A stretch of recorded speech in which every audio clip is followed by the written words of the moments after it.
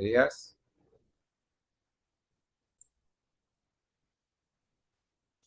Bueno, bienvenidos a nuestro primer encuentro síncrono. Estamos hoy acá para conocer un poco de la materia que vamos a estar desarrollando en esta oportunidad. Sean todos bienvenidos. Mi nombre es Francisco Hernández. Soy egresado de esta universidad en las carreras de Derecho con una especialidad en Derecho Penal y Criminología. Y en el área de psicología con una especialidad en psicología criminal. Espero que este encuentro sea de provecho para cada uno de ustedes y podamos disipar las dudas que podamos tener. Entonces, es importante que comencemos con los puntos que vamos a ir desarrollando en estas unidades. Por supuesto, siempre estando pendientes con cada una de las actividades que vamos a realizar con respecto a la evaluación. Recuerden que tienen dos cuestionarios. Es importante que lean de manera detenida, que investiguen. Siempre para mí es de mucha importancia recordarles que esto es una educación andragógica. Es pues el participante que debe poner el mayor énfasis en la investigación, no solamente la lectura de lo que está allí en la plataforma. Deben profundizar mucho más cada uno de los temas y luego, al momento de responder su cuestionario, disponerse de un espacio tranquilo, de asegurarse de estar en una zona que en este momento es un poco complicada, que no tengan problemas con la electricidad. Recuerden que son un poco los intentos y depende de ello su calificación. Si empezamos a hablar de la unidad uno de nuestra materia, eh, habla de los tratamientos psicológicos y la psicoterapia. Podemos ver un poco el contenido de la página de nuestra plataforma, donde nos habla que efectivamente los tratamientos psicológicos son variados. Podemos conseguir diferentes formas para la evaluación y el posterior tratamiento de nuestros pacientes. Es muy importante que ustedes tengan en cuenta que la postura del psicólogo debe ser una postura bien centrada y objetiva. Una de las cosas más importantes que deben desarrollar es la observación, ver a detalle el lenguaje corporal de su paciente para que puedan así determinar. ¿Por qué es importante esto? Porque un gran porcentaje de las personas que van a consulta no van de manera voluntaria. Muchos son referidos, otros son impulsados por familiares, por la pareja, por amigos. Y muchas de estas personas que van bajo esta condición tratan de ocultar el problema real que están presentando. Tenemos una segunda opción que son las personas que van porque tienen una necesidad, tienen un problema y estos los llevan a que visiten la consulta. ¿Qué pasa? ¿Qué se podría hacer en esta situación? Bueno, como les dije anteriormente, creo que la observación es uno de los métodos o es un porcentaje bastante alto de lo que, para que usted pueda alcanzar el éxito. Ver el comportamiento, la manera de actuar, la manera de decir las cosas.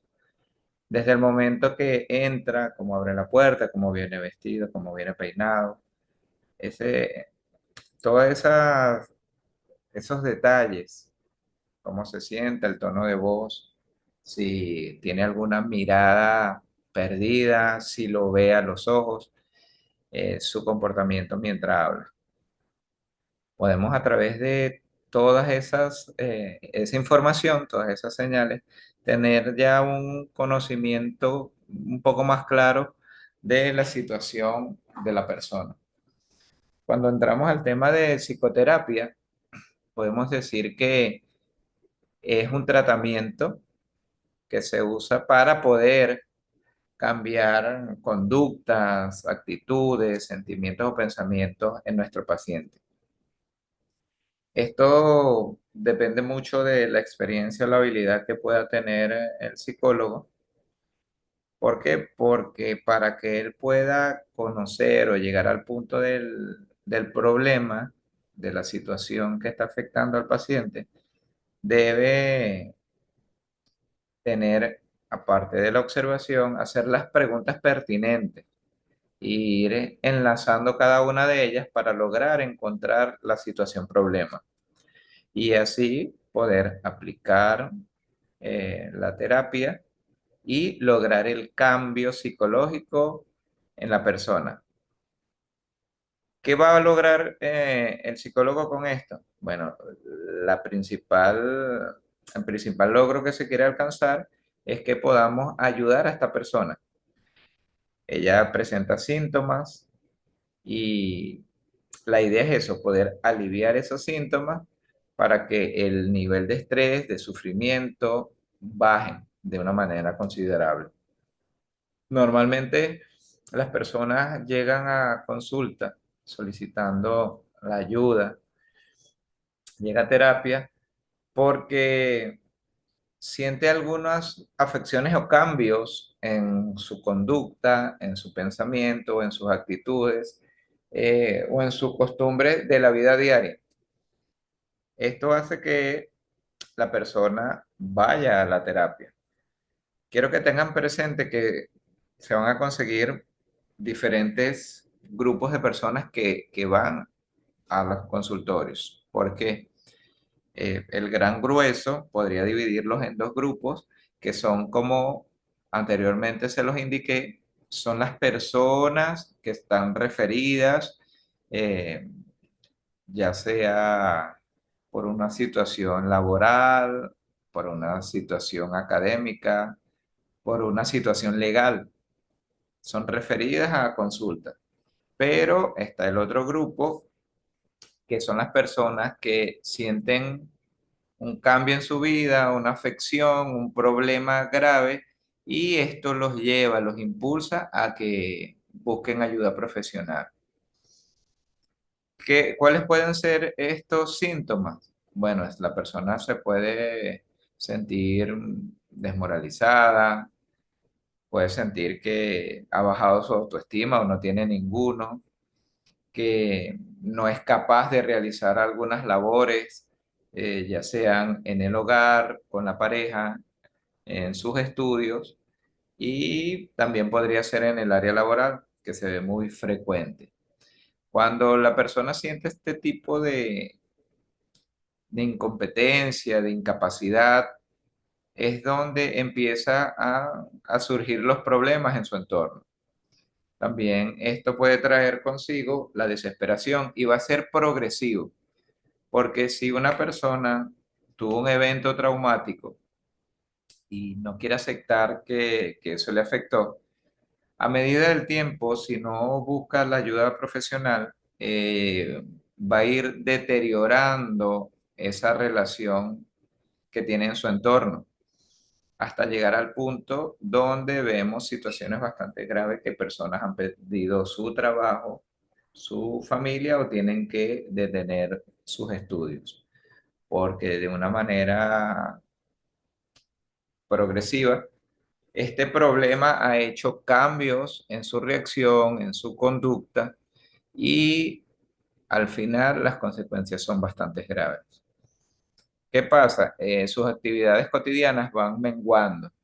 Podemos ver personas que van perdiendo el apetito, ya su aseo personal no es el regular, tienden a estar mucho tiempo encerrados en sus casas, acostados en sus camas, eh, y crean ese ambiente negativo. Una de las características de las personas cuando tienen depresión es encerrarse, apagar la luz. Muchos ponen música muy triste, con letras bastante, podría decir, desgarradoras, y esto exacerba pues la condición del paciente. ¿Qué pudiéramos decir o hablar de otros tipos de manifestaciones frecuentes que crean el malestar en el paciente? La ansiedad, el estrés, los conflictos con la pareja, y muchas veces esto redunda o da como resultado problemas en las relaciones sexuales también. ¿Qué pasa? Muchas veces entendemos que o atacamos es la consecuencia. Hay muchas personas que buscan ayuda porque tienen problemas de adicción, alcohol, drogas, o tienen diferentes problemas o trastornos alimenticios. Pero realmente eso tiene un porqué. Ahí es donde vamos a causa y efecto. Eh, Uno hace en la entrevista, uno empieza a realizar las preguntas y vemos que esa persona durante el gran tiempo, o porcentaje de vida que llevan, han llevado una vida normal, han tenido pareja, hijos, un trabajo estable, pero de repente nos manifiestan que desde hace 8 o 10 meses se han sentido así, desmotivados, cansados, deprimidos, ansiosos, estresados, tristes, ya cualquiera que sea la situación que siente. Las preguntas pertinentes que se deben hacer es para buscar o llegar al punto donde se estuvo, donde fue afectada la persona. Muchas veces creemos que situaciones que nos parecen simples o sencillas, o problemas o situaciones que nos parecen comunes o normales, no tienen nada que ver con los síntomas que en el momento la persona está sintiendo. La pérdida de un familiar, la pérdida de una mascota, problemas con la pareja, eh, situaciones o problemas económicos, es uno de los problemas más recurrentes y frecuentes en consulta. Y esta persona empieza a ser afectada por esa situación, la pérdida de un trabajo. ¿Qué pasa? Nosotros debemos encontrar ese punto y a partir de ese momento empezar a trabajar. ¿Qué logramos? La psicoterapia va a propiciar, va a facilitar esos cambios con respecto a los objetivos que se desean alcanzar.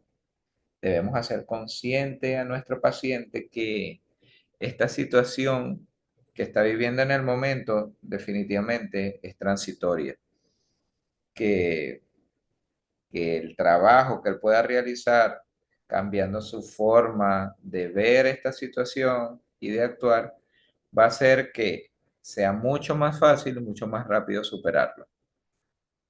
En muchas situaciones, la persona tiende a exacerbar, a maximizar o exagerar esta situación. Y, por supuesto, esto hace también que lo que él siente, lo que él manifieste, sea mucho mayor. ¿Qué sucede con las personas que no quieren asistir y van en contra de su voluntad? Va a ser mucho más difícil para el psicólogo poder lograr que esta terapia sea efectiva y lograr algún cambio. Lo importante es que esta persona entienda que necesita la ayuda y que a través de esta relación, de esta confianza, de comunicarle de manera sincera al psicólogo lo que está pensando, es a través de esa sinceridad y de esa comunicación que se va a poder lograr, en definitiva, hacer ese cambio y poder evitar esa sensación de ese cambio, de ese malestar progresivo que va afectando la parte del dominio y del control personal del paciente. ¿Qué debemos eh, darle a conocer a nuestro paciente? Primero, establecer metas. ¿Qué es lo que se desea conseguir? Esto se le plantea al paciente y a través de esto se puede ubicar o aplicar un modelo primeramente teórico para seguir una terapia. ¿Por qué? Porque, bueno, cada caso o cada psicólogo tiene una perspectiva diferente de la terapia que va a aplicar. Cada una de estas tiene conceptos, principios, características que pueden llevar al cambio necesario para lograr una estabilidad emocional y un mayor o mejor nivel de vida, esa calidad de vida que todos debemos tener. En Venezuela, lamentablemente, no hay una cultura de salud mental. Creemos que ir al psicólogo es para loco, es lo primero que la persona dice, es el primer pensamiento que pasa. Cuando alguien menciona deberías ir a un psicólogo, muchas veces vemos personas que se ofenden porque no hay la cultura de la salud mental. Si la persona supiese lo importante, lo esencial que es tener una buena salud mental, creo que nuestros consultorios tendría bastante trabajo. ¿Por qué? Porque las personas no entienden que al uno estar deprimido, estresado, molesto, sentir baja autoestima, eso de manera directa se refleja en nuestra salud física. Vamos somatizando esos sentimientos, esas situaciones, y tarde que temprano vemos cómo hay muchas personas enfermas físicamente que su enfermedad empezó a nivel mental. Entonces es muy importante hacerle entender a estas personas, tanto las que van voluntariamente como las personas que asisten a nuestra consulta referidas por alguna situación que puedan tener, es importante que entiendan que la salud mental es importante, es fundamental para que podamos también lograr tener una salud física completa. Entonces, depende de el problema, usted como futuro psicólogo debe identificar la situación para luego saber qué tipo de terapia va a aplicar.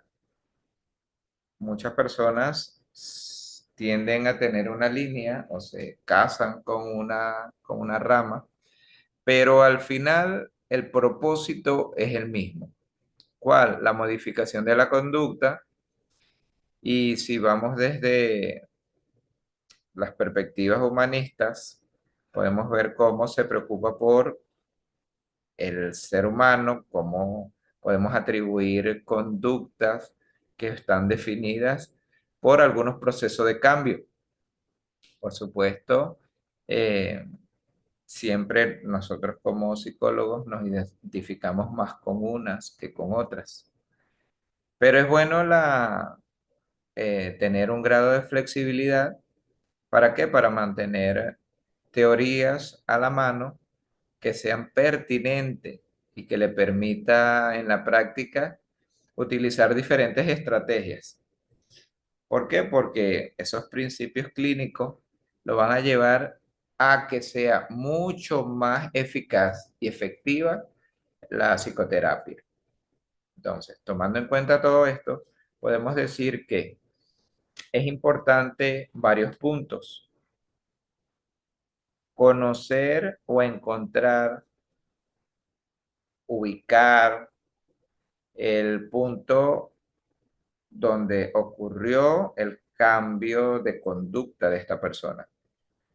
El problema que causó eso, luego vamos a ver con cuál terapia es la que es la más idónea para ayudar a esta persona.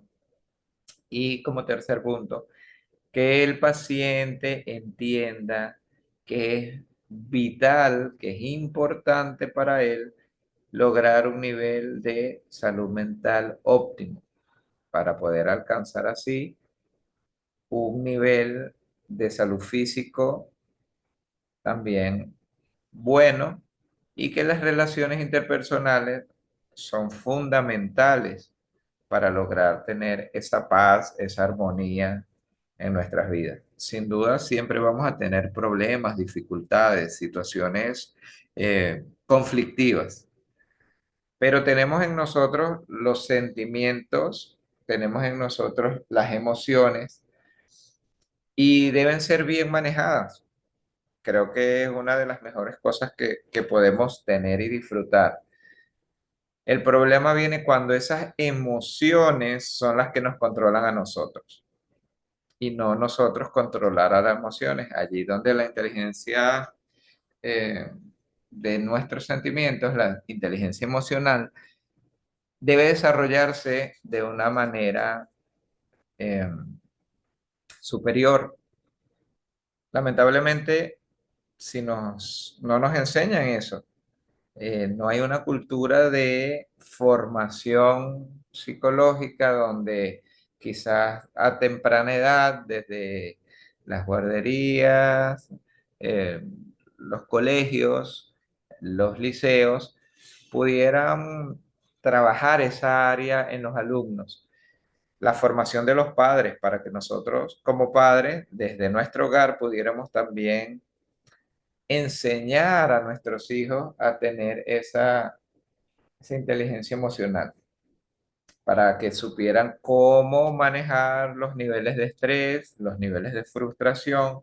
Y en cambio vemos cómo en muchos de los hogares se le hace ese daño tremendo a los niños que a futuro ese adulto, ese niño cuando crezca, que ese adulto, va a presentar niveles de frustración muy bajos, no va a saber dominar eh, problemas o situaciones difíciles. He tenido casos donde tengo adolescentes con niveles de frustración terribles porque sus padres le han exigido buenas notas, buenas notas, buenas notas. He visto jóvenes con crisis porque sacaron 18, porque sacaron 19, que eso no es justo, que no está bien. Y lo que no entienden los padres es que los niveles, al menos académicos, van a ir siendo más exigentes.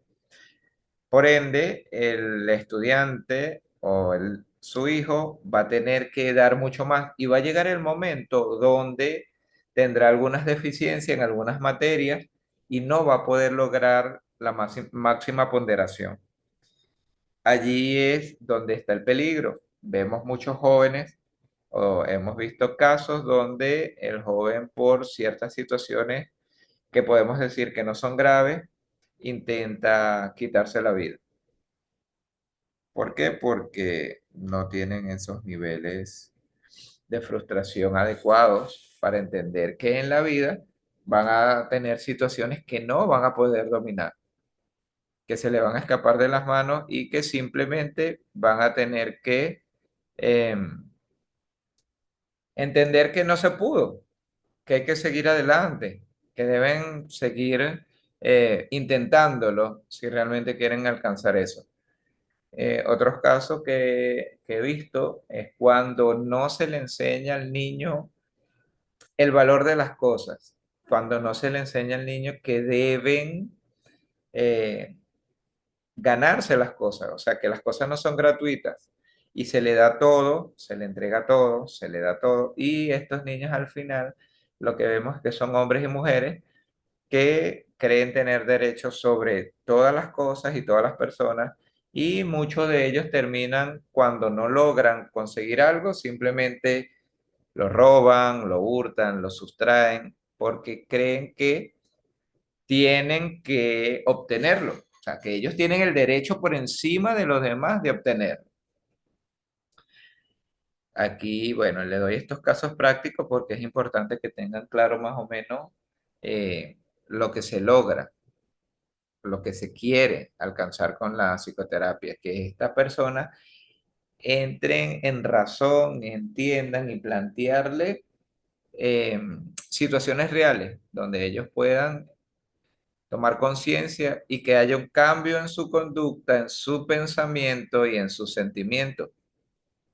Vamos a tocar un tema eh, un poco de los aspectos comunes para que se pueda lograr un tratamiento exitoso, que es lo que realmente se quiere. Nosotros como profesionales y estudiosos de la conducta humana, de la salud mental, queremos que, que cada paciente que llega a nuestro consultorio, poder ayudarlo, que salga de ese lugar luego de las sesiones o terapias que se determinen, que pueda ser independiente, que pueda solucionar, que su pensamiento, conductas o sentimientos cambien.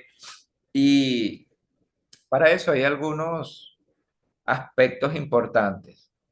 Podríamos mencionar eh, que la relación paciente-psicólogo debe ser una buena relación donde él se sienta cómodo, donde se sienta atendido, donde uno lo pueda efectivamente ayudar. ¿Qué pasa con esto? Primero, se debe procurar un ambiente acorde, agradable, libre de ruidos, que no sea muy frío con aire acondicionado excesivo, que no sea caluroso. Todas estas cosas que a veces parecen no importantes para muchas personas, para el psicólogo, para la terapia, para el momento de la entrevista, debe estar todo eso bien organizado, que sea un ambiente de apoyo, de respeto, donde lo que pueda surgir allí y pueda favorecer o ayudar, que sea la confianza y que esa persona pueda desarrollar esa esperanza en el cambio, en una mejor estilo de vida para que se alcancen y se logren las metas. ¿Qué otra cosa es importante? Nos menciona el material que tenemos en plataforma que una de las cosas importantes, por supuesto, es esa alianza o esa unidad, ese equipo que pueda formar el psicólogo teniendo siempre una actitud positiva, una actitud eh, proactiva con el paciente, que el paciente sienta esa motivación, ese interés que puede tener el psicólogo. Una de las cosas que recomendamos nosotros, profesores, a nuestros estudiantes, es que debemos ser muy cuidadosos y entender que en ese tiempo de atención al paciente debe ser 100% exclusiva a él, que no haya interrupciones de que usted pueda agarrar su teléfono y responder una llamada, responder un mensaje, distraerse en otra situación, porque es importante esa alianza, ese tiempo de calidad, ese ambiente donde pueda usted lograr la comunicación efectiva con el paciente. ¿Qué otra cosa podemos mencionar? Las interacciones, ¿para qué son? Usted debe diseñar un método de trabajo para que pueda aliviar de primera mano los síntomas más fuertes que pueda presentar esta persona. Es esa ayuda inmediata para aliviar el sufrimiento, bajar los niveles de estrés, para posteriormente facilitar el cambio para lograr el objetivo. Estas personas necesitan primeramente ser escuchadas. Es importante no tener ningún tipo de gestos que pueda causar incomodidad o molestia en el paciente, ya sea de negación, de afirmación, de sorpresa. Hay que tratar en lo posible de tener esa posición profesional y neutra para que pueda lograrse los objetivos que se han planteado. ¿Qué se debe buscar? Se debe buscar la asimilación y la integración en la vida del paciente para que tenga esos aprendizajes tanto conductuales, emocionales y cognitivos de una manera significativa. Muchas de estas personas llegan a nuestras consultas desconociendo totalmente cuál es el principio o el propósito de la psicología. Es muy importante que nosotros podamos explicarle qué se va a lograr a través de la terapia, qué, cuál es el objetivo y cuáles son algunas de las herramientas que podemos aplicar. Como en nuestro país no tenemos esa cultura, como les comenté, de que desde niños nos puedan enseñar qué son los sentimientos, cómo controlarlos, qué son las emociones, cómo controlarlas, cómo debemos reaccionar ante diferentes estímulos, que se puede trabajar en ello, que se puede preparar una respuesta en una situación determinada. Debemos nosotros, es nuestro deber, es nuestra responsabilidad darle a conocer al paciente esta información. Es muy importante porque al desconocer todo esto, va a ser mucho más difícil que pueda tener comprensión de lo que está viviendo, de lo que está sintiendo, de lo que está pasando. Entonces, dicho esto, así podríamos empezar a trabajar en una de las características o de las situaciones muy comunes son los miedos irracionales.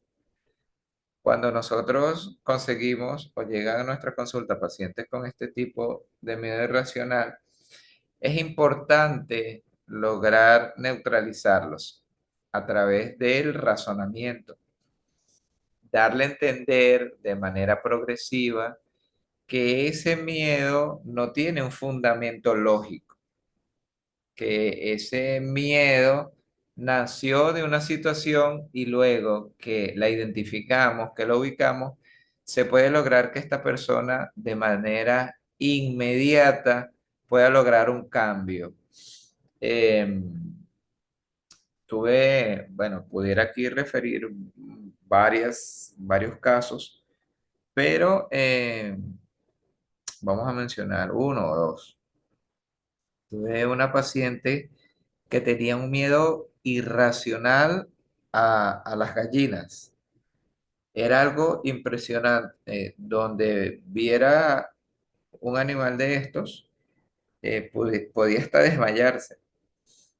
En el trabajo que se estaba haciendo, que se hizo con ella, en la entrevista, indagando un poco dónde pudo haber esa situación, ella no recordaba pues haber tenido ninguna situación, conflicto con esos animales. Eh, y buscaba, preguntaba, eh, y no había forma ni manera. Yo le dije que bueno, que preguntara a sus familiares, sus tíos, abuela, su mamá, qué situación había podido suceder en su infancia que hubiese afectado de una manera tan grotesca en su pensamiento con respecto a las aves, a las gallinas. Y bueno, ella refería, luego que investigó, que preguntó, que sus familiares le dijeron que a los 3 años tuvo una situación bastante complicada porque eh, un tío la perseguía con una gallina, asustándola, una niña, pues. Para él era gracioso, para todos era gracioso, se reía. Pero luego a esa gallina la mataron y ella vio cuando la mataron, cómo la mataron y luego que se la comieron.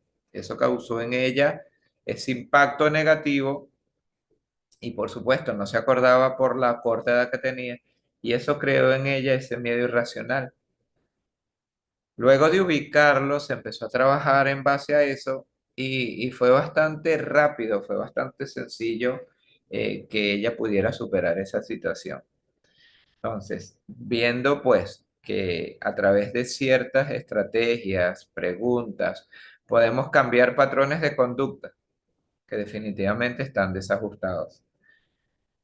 Todas estas cosas que se nos presentan a diario tienen una salida, tienen una puerta donde podemos mostrársela a nuestro paciente, encaminarlo a ella, ayudarlos para que puedan ellos tener una nueva conducta y así tener una vida saludable, con actitudes saludables y con pensamientos diferentes, para que todas esas situaciones que han perturbado eh, puedan ser superadas. Entonces, lo importante de esto es lograr tener esa comunicación efectiva y eficaz con nuestro paciente, crear ese ambiente idóneo para la atención de los mismos y poner metas específicas para lograr que ellos puedan alcanzar la meta que hemos propuesto, que se han planteado. Bueno, dicho todo esto, eh, espero sus preguntas, comentarios. Recuerden que es muy importante utilizar el foro de dudas. Está allí en la plataforma para que podamos interactuar. Ustedes hagan sus preguntas si tienen alguna duda del cuestionario, de cualquiera de las unidades de esta cátedra, poder así aclarárselas. Entonces, sin más, agradecido por la atención y esperamos tener nuestro segundo encuentro síncrono para ir avanzando. Recuerden que esto es muy, muy rápido, es un mes. Lean, investiguen, estudien y busquen el momento y el sitio idóneo para que ustedes puedan contestar su cuestionario y así lograr la mayor ponderación.